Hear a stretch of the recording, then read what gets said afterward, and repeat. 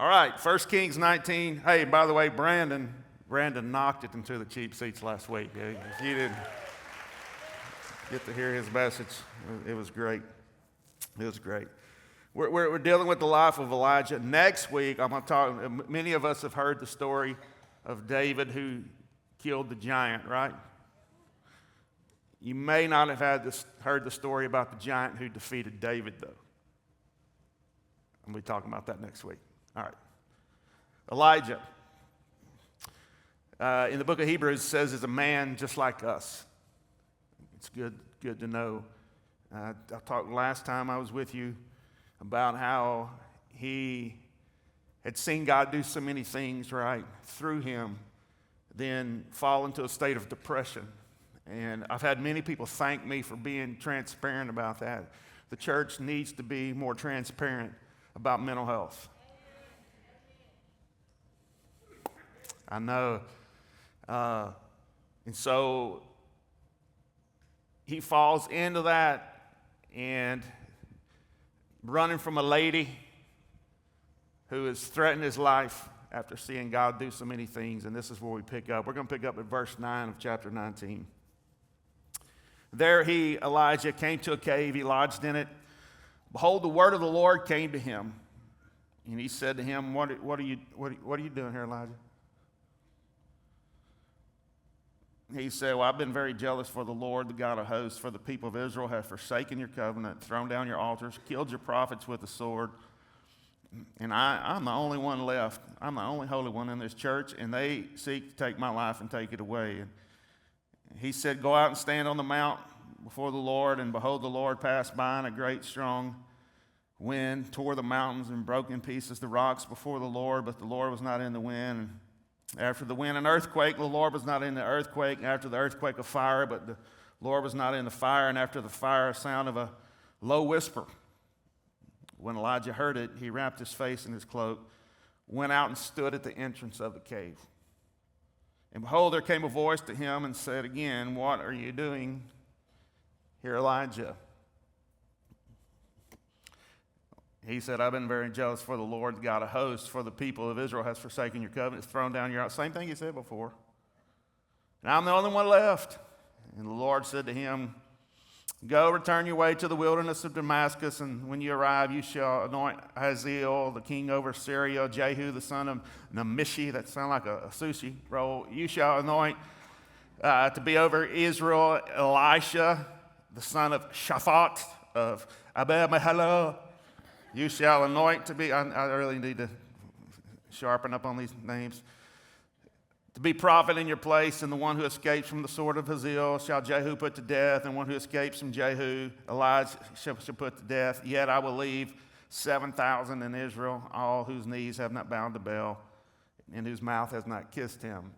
What we see right here, and I'm working on this series, and I'm working on a lot of series, but I want to do a series of Jesus, the typology of Jesus and the gospel that the Old Testament is showing us. You know, the belief that these Hebrews 11, we read about the heroes of faith, these people who never saw the promise yet stayed faithful. What was that promise that these old heroes of faith was? What was the promise they were looking for? It was Jesus. It was the Messiah, the one who would come, the one who would save them, the one who would come and rescue them. And they were looking in the Old Testament toward the cross. They were looking toward Jesus. We now are looking back at what he has done, right? In their faith then was in the coming Messiah. Our faith now is in the one who has come. So there's so much gospel in this one little chapter right here. And I want to just kind of break it down a little bit, and let's talk about this. I think it pertains to all of us. God says, come out of your cave. I would like to tell some people that today. You know, there's so much more going on than what you can see in your life. There's so many more people who love Jesus than what you think. right? I saw a thing this morning. I was up at 4. I couldn't sleep, so me and my dog Bubba, we made coffee and we got on the couch and we turned on the news, and a new report, Gen X and Millenniums have come out that 50 or 48% of them do not really believe in God anymore. I don't agree with that report. Has anybody in here ever been polled for anything? I've never been called for nothing, but I don't know where they get their polls from. But I've never been polled. Now, when I was a freshman in high school, I got polled, and they taped us to a pole. But that's different. I don't believe that. I believe there's more people really hungry for God. And listen, just real truth, not traditional truth, but just real, raw, this is it truth. And I believe that generation they're talking about is really sick of people, right, being one thing at church and something else in life. And they're seeing that. Listen, and I'm not saying not be perfect. That's not what I'm saying. What we're seeing is people who get up here and say something and do something, and then it's not true in their life. And they're just wanting genuine. I don't care what it is, just be honest with me. But there is more going on in this world, right? God is doing more than you think he is. The problem is we have bad reception in our cave.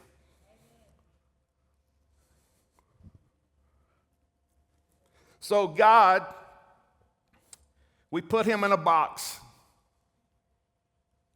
Remember that in the Old Testament? He was in a box, the Ark of the Covenant. And what happens is when God begins to move and it looks different than what we think it should, it must not be God. Now, the gospel is this. I love asking people to define the gospel to me.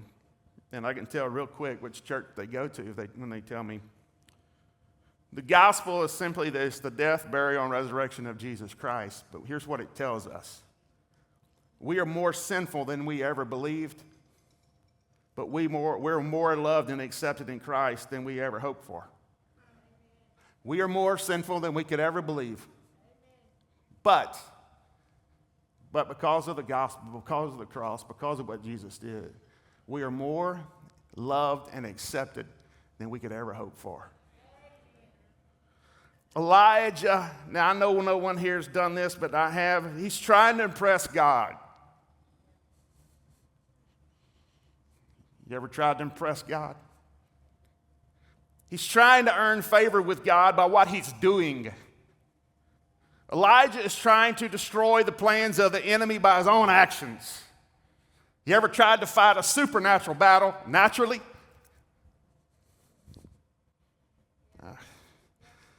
I guess it is the drugs. I forgot I'm at first service. I appreciate I do this every Sunday. I get to warm up on you for the sinners coming next.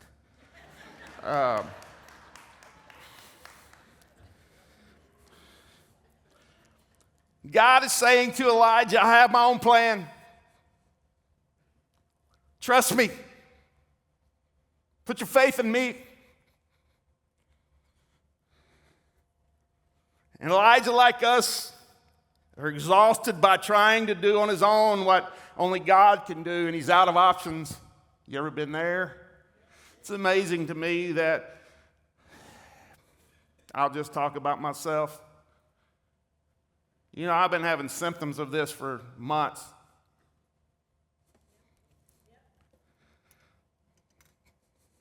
I have been having symptoms. Even went to my doctor. He said it's just an infection and gave me medicine. Been having symptoms of it.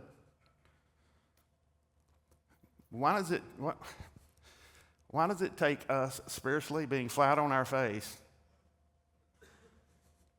before we turn to God? I want to tell you why it is in my life, because he's my sugar daddy, not my heavenly Father. We somehow think he doesn't want a relationship with us. I love it when my grandkids tell me the big things about their week. But I also love it when they come up to me and show me a bobo on their toe. Come on. That's just as important to me as him hitting a home run. Right? It's just as important to me We went and watched my grandson play soccer yesterday. He hasn't totally got the concept down yet. It's street fight with a ball. And it was fun watching him and the grandpa, but we went to Chick-fil-A afterwards. Jesus chicken. That's what Jesus would eat, because they're closed today. He just wouldn't eat there today. And the greatest thing of yesterday was him taking my hand and saying, Pawpaw, thank you for coming to my game. See, why don't I do that to God? Father, thank you. Just thank you for saving me. Father, thank you for sending Jesus.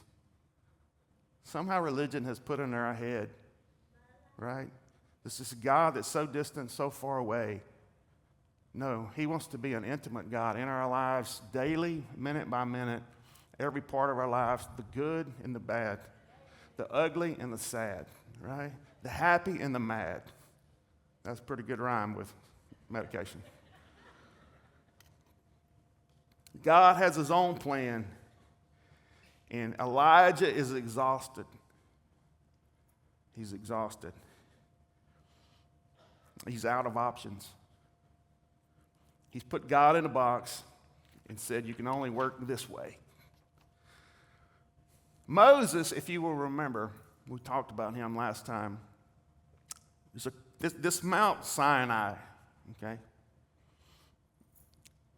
Moses has an experience with God. Remember, show me your glory. God puts him in the cleft of the rock and puts his hand over him.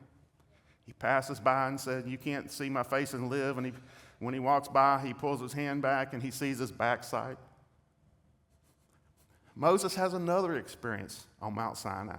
You've probably heard of this before. A bush catches on fire. And a voice speaks out and said, take your shoes off, you're on holy ground. Now, I don't know about you, but if a bush starts speaking, you got my attention. If it catches on fire, that's another element. And so, Moses is there at Sinai. He gets a burning bush, all these things with God. And Elijah says, at the same place, the same thing that Moses said, God, show me yourself. Elijah comes to God because he knows the stories of Moses. Don't think these people have never heard these stories. These little Jewish kids, they've heard the stories of Moses. They've heard what God has done. So he goes to the very same place. And he goes to the very same place and he says the very same thing. God, show me yourself, right? What he's expecting is what happened before to other people who had the same stories in that place.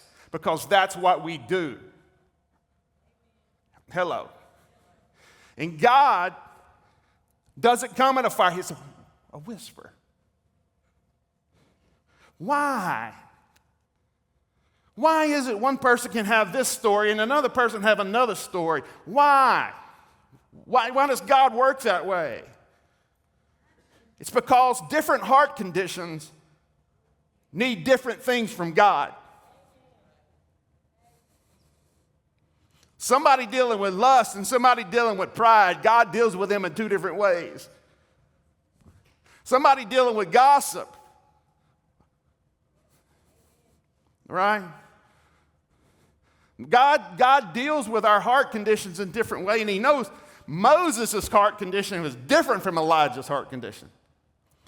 But the thing is, we got two different conditions going to the same doctor. You're going to your foot doctor with chest pains because my uncle went to this foot doctor and he fixed his foot.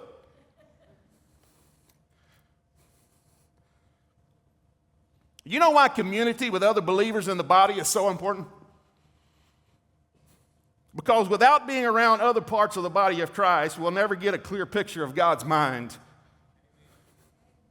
We need to be around people who have had different life experiences than us. People who are gifted different than us. People who have a different background. Somebody's story who is different than us. Somebody who's been delivered from something that we have not been delivered. Somebody who's walked down a trail that we have not walked down. We have to be around different people, we'll never get a clear picture of God. Different stories, right? Different stories than ours. I always ask somebody, what's your story? I want to know your story. Because you can never understand someone until you know their story. You look at their actions, and I watch people. That's just what I do. And I watch people. I watch people who are timid, and they come into church, and you just say, man, that person's rude. You don't know their story.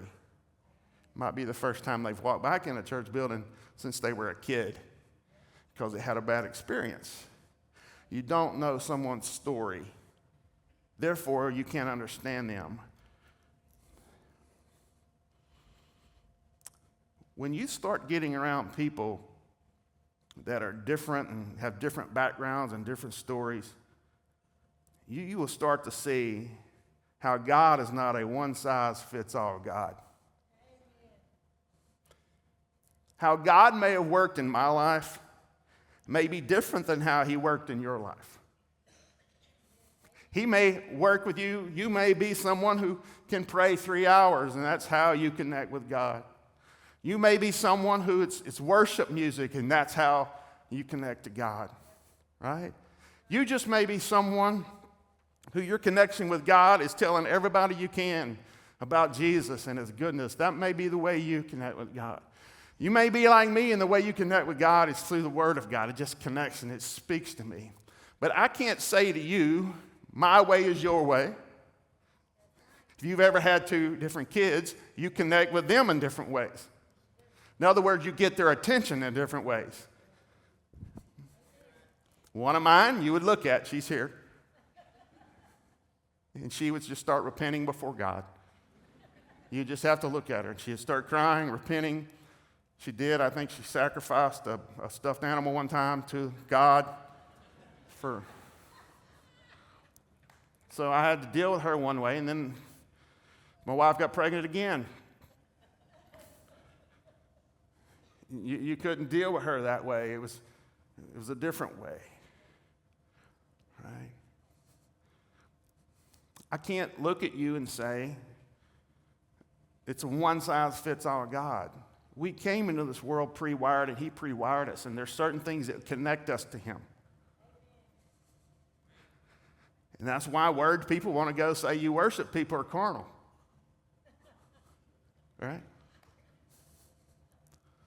Right? And that's why worship people say you prayer people don't have what I got because I'm more open and demonstrative than you are, and you just fold up on your knees and go in your corner, and that's boring.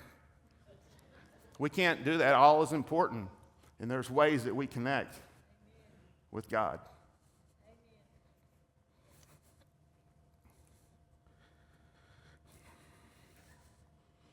We are different by creation.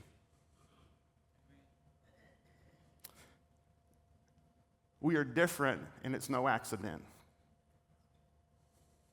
And as the body, if all the hands just hang out with other hands, we will think that God, the way he deals with us, is the only prescription for people. Elijah needed to know about God.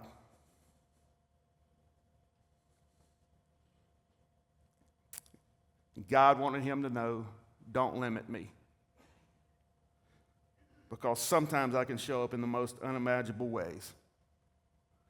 And I would like to tell some people here today,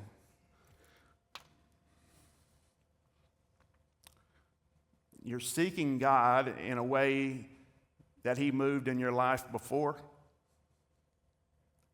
You're going back to the same mountain, seeking the same thing, and you're limiting God. Right? One of my favorite stories is, I think it was Moses that went up on the mountain to pray. The people got weary. Remember that? Started griping. It's not like this church, but that church did. And so God gets ticked, and he makes snakes. I'm going to call them rattlesnakes because I don't like rattlesnakes. He makes rattlesnakes go into the camp and starts biting people. They start kicking over, man. Right? How many glad you don't live in that era of the Bible? Right? I don't care if it's a grass snake. So Moses comes down. He's mad. God, some of them smoke all these people. And he's like, God, please, what can we do? He said, I tell you what we'll do. Take all their gold, melt it down, make a serpent, and put it on a stick, and raise it up. And everybody that looks to this, which is a typology of Jesus, if I be lifted up above the ground, I will draw men unto me. And he was on the cross. And everybody who looks at this serpent they'll live. 500 years later, folks, 500 years. 500.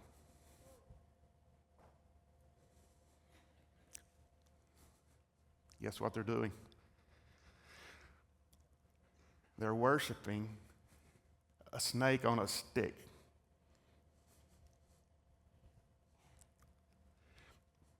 Which was meant for a moment, and they turned it into a movement. How many of us are still walking around with our snake on a stick? Right? It's dead. It had its purpose. It had its time. It's had its place because you were in a certain place then, and God said, I got to deal with you this way. And we've limited God, and we're looking for all this, and sometimes he just goes, it's a whisper.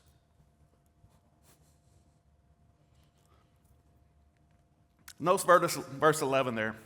Got to hurry. I don't know, this medicine's kind of slowed me down. We need to get a prescription for that.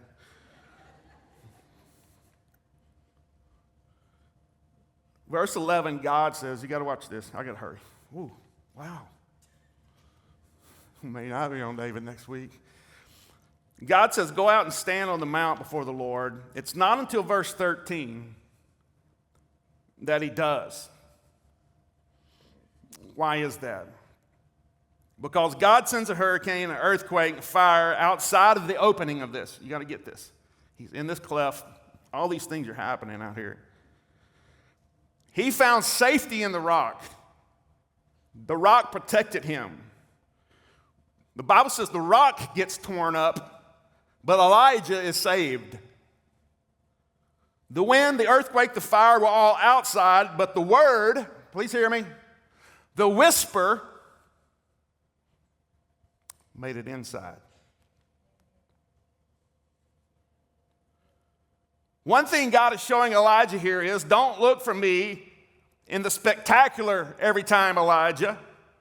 Mount Carmel, where fire fell from heaven and consumed the sacrifice a few days before, that's not the norm. You thought that everyone's heart was going to be changed by what happened at Mount Carmel. Fire falling from heaven, burning up the sacrifice, slaughtering people.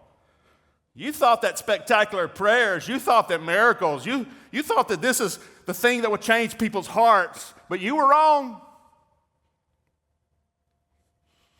No more than an earthquake, wind, fire got into you, Elijah. It did not penetrate their hearts any more than the earthquake, the wind, and fire could penetrate into you inside of this mountain. Elijah, turning point. Let me tell you what will penetrate people's hearts. My word, my voice. Even in a whisper, there is more power to get inside of you than an extremeness of earthquake, wind, fire. Many people today believe the only way to know God is through the extreme. There's got to be miracles and signs and wonders. Do I believe God is a God of miracles? Yes. But it's not the norm. You have to feel it. You have to have mystical experiences before you know there's a God. You know, until the last 400 years, I was just studying this week. Until the last 400 years, something had shifted. It used to be the knowledge of Jesus and what he did for us, just knowing that was enough for people. But something began to transpire. It went from knowledge and knowing to feeling. And it's all about, did you feel God today?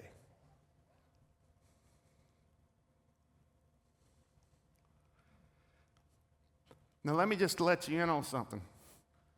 Cheapseats.com, listen. If you walk out of here and you didn't feel, and I'm not saying you can't feel, I've felt the Holy Spirit many times. Don't let that make you think you don't have a relationship with him. And don't let that make you think he didn't show up. Right? Because when it's all said and done, there's times I felt like my wife didn't love me. But she has stuck with me 33 years. So I believe she does, even though she don't always feel like it. When I was bent over doing the watermelon crawl, get me to the hospital. I got grease on me. I'm hydraulic fluid everywhere. She goes, first, get a shower. Now I'm going back to what my grandma used to say, put clean underwear on tonight in case you have to go to the hospital. I said, I don't care. I don't care. She goes, look, I'm a nurse and there's nothing worse dealing with someone that's like you. I didn't feel like she loved me, but I know she does. We have to get past this and come to a place, because different seasons in our life, different things that we go through in our life, right? When you do not feel God, does not mean he's not there.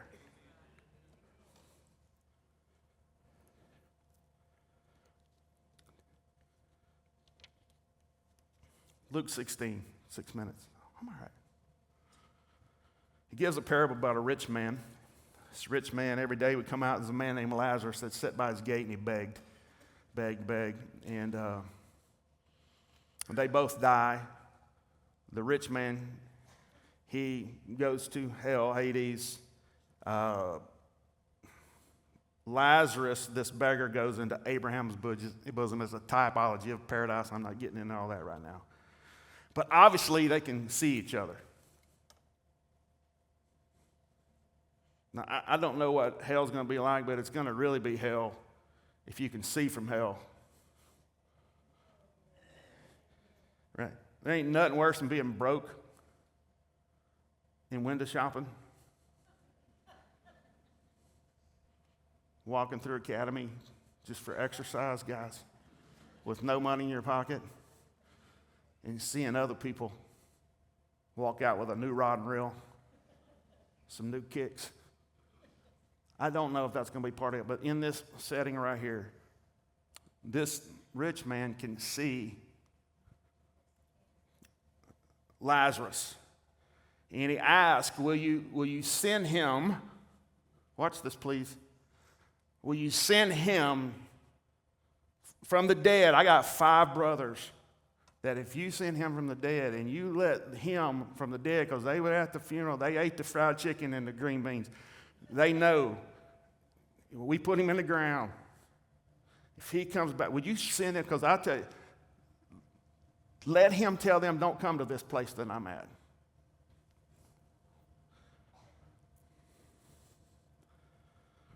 If they see a miracle like that, a dead man coming back to life, their hearts will be changed. His response is this, which is Jesus' response in this parable. They have Moses and the prophets. And if they won't listen to my word, they won't listen if somebody raises from the dead. And what Jesus is saying is, if you want to know who God is, and if you want to know your life change, instead of looking for mystical experiences, look to the scripture, a word, a whisper. When someone whispers in my ear, only I can hear it. And I believe when we come and we get in the presence of the Lord, I believe sometimes he speaks a word directly to us.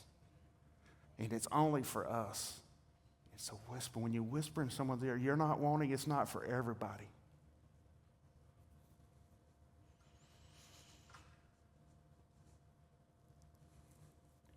Why is it that Elijah was not killed by the earthquake, wind, and fire. Because earthquake, wind, and fire, many times in Scripture, are forms of judgment from God, right? The reason is because the rock took the impact so Elijah could hear the voice of God. Centuries later.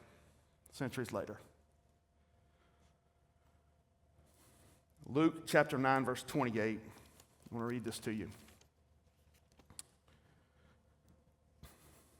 Now, about 8 days after these sayings, he took with him Peter, John, and James, and they went up on the mountain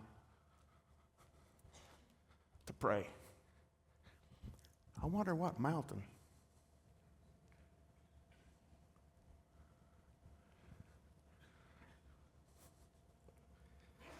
And as he was praying, the appearance of his face was altered, and his clothing became dazzling white. And behold, there were two men talking with him, Moses and Elijah. You got to get this. The Bible's cool. Who appeared in glory and spoke of his departure, which he is about to accomplish at Jerusalem. Now Peter and those who were with him were heavy with sleep. Don't you just feel better? When they became fully awake, they saw his glory and the two men who stood with him. And as the men were parting from him, Peter said to Jesus, Master, is it good that we're here? Let us make 3 tents, one for you, one for Moses, and one for Elijah. In other words, let's cherish this moment. Let's make this a permanent place. And as he was saying these things, a cloud came over and overshadowed them, and they were afraid as they entered the cloud, and a voice came out of the cloud saying, This is my son, my chosen one. Listen to him. And when the voice had spoken, Jesus was found alone, and they kept silent and told no one in those days about anything they had seen. Let me break this down for you. It was not Moses' and Elijah's first time to be on that mountain.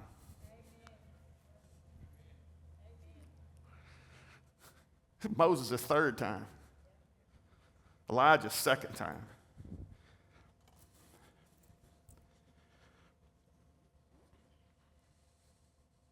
They see Jesus in his glory.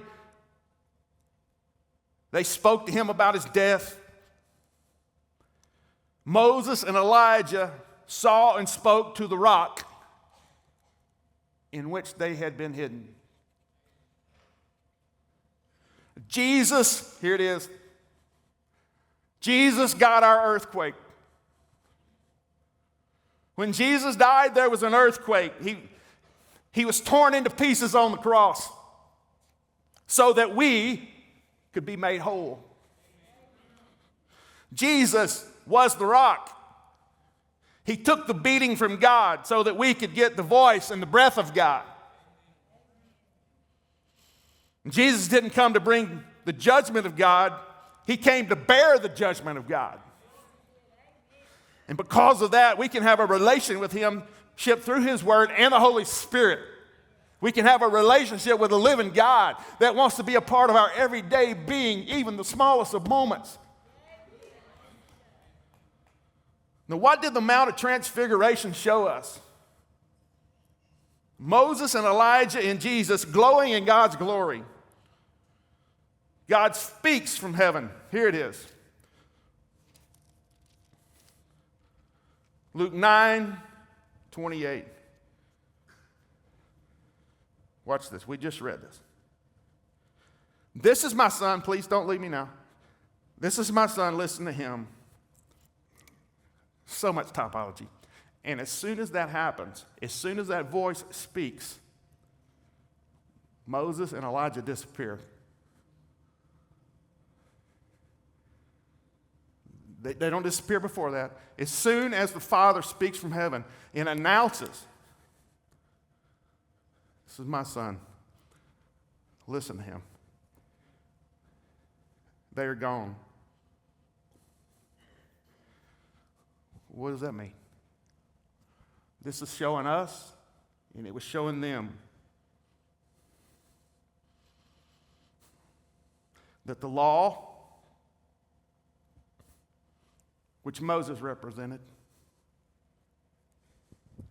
and the prophets, which Elijah represented, are now done.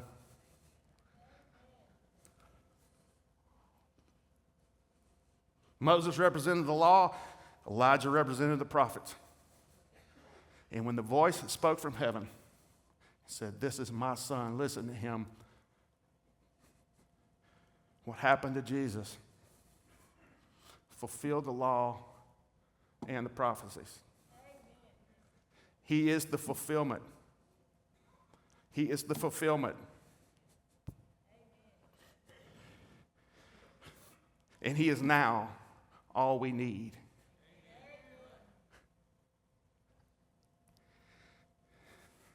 It's now Jesus plus nothing. I love that shirt they have out there in the swag hag. Hut, whatever it is. The cross with a period. People are like, what's cross period? The cross period. It is finished.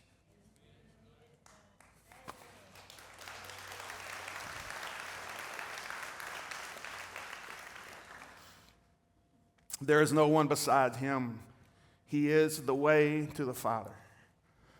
And the Holy Spirit comes and indwells with every believer to help us, to guide us, to remind us.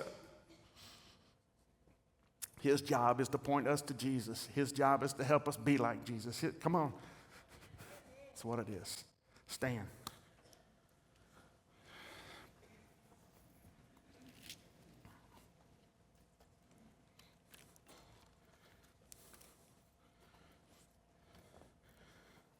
There's so many different personalities here, and that's what I love about this place. We're a melting pot, and I like it that way. Had a friend of mine ask me, how do you make that work? I said, I don't. He called it your church. I said, not my church. That's how it works. That's his church. Right?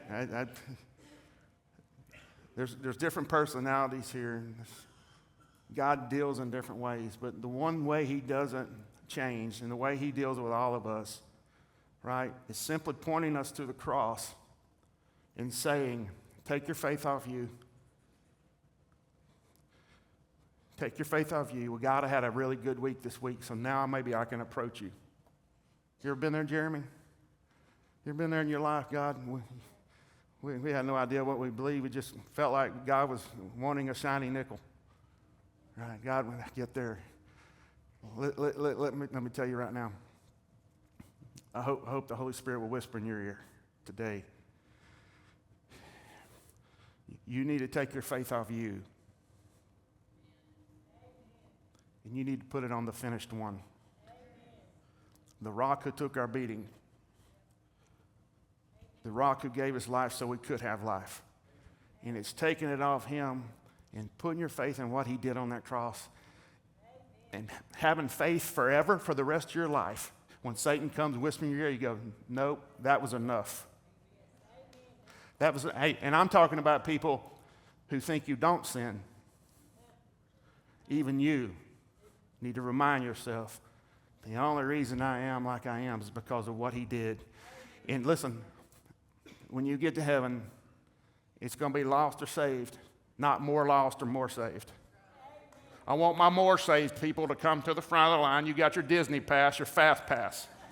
My more saved people who paid more. And you get to walk by everybody else like, hey, while they're sweating. It's lost, saved. Faith, no faith. I want to pray for us. There's people today, you've been waiting to do this. And you're ready. And you're ready. I want you to pray with me right now. Father, I come to you in the name of Jesus. I give you me. I believe that Jesus died on the cross for my sins. I believe he paid the price for my sins. I put my faith in him today. I open up my heart and I ask the Holy Spirit to come in. Somebody needs to say, Holy Spirit, I receive you. To those who received him, he made them the sons of God. I receive you today. I open up my life to you. Come in. Change me. Make me more like Jesus. Can't do this on my own. But I put my faith in the one who can.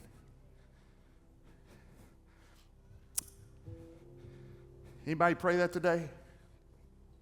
Come on, anybody mean that from your heart today? It's Jesus plus nothing. It's Jesus plus nothing. I give you my future today, Lord. Anybody feel like that? I give you my past is not good, but from this day forward, I gave it to you. Come on, anybody want to say that to him? Anybody want to step out and say, Lord, I give you my future. I give you my marriage. I give you my kids. I give you my life. I give you my gifts. I give you my talents. Everything I got, you gave to me, so I'm giving back to you. I am yours completely. In Jesus' name.